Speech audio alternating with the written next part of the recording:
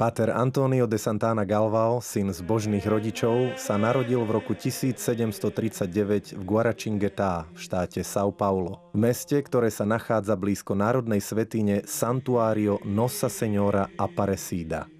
Detstvo prežil uprostred bohatstva, keďže jeho matka pochádzala z urodzeného a slávneho rodu a otec bol starostom mesta. Ako 13-ročný vstúpil do kolégia, ktoré spravovali pátri zo spoločnosti Ježišovej.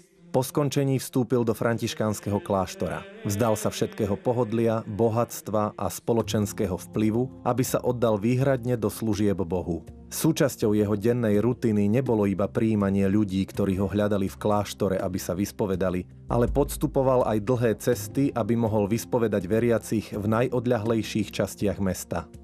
V roku 1774 založil spoločenstvo Rekolekcie svätej Terezy.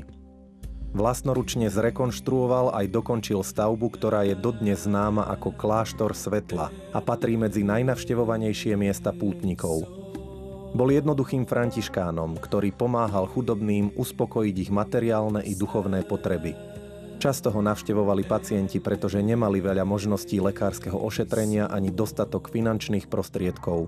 Po niekoľkých zázračných vyliečeniach sa zvesť o ňom rozšírila do celého regiónu. Dodnes sa vylialo množstvo milostí dosiahnutých na jeho príhovor na pacientov s rakovinou, obličkovými kameňmi či na neplodné páry.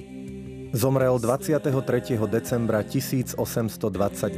Blahorečil ho pápež Ján Pavol II v roku 1998. Benedikt XVI ho kanonizoval v roku 2007. Stal sa tak prvým brazílskym svätým. Je patrónom Svetových dní mládeže ako posol pokoja a lásky.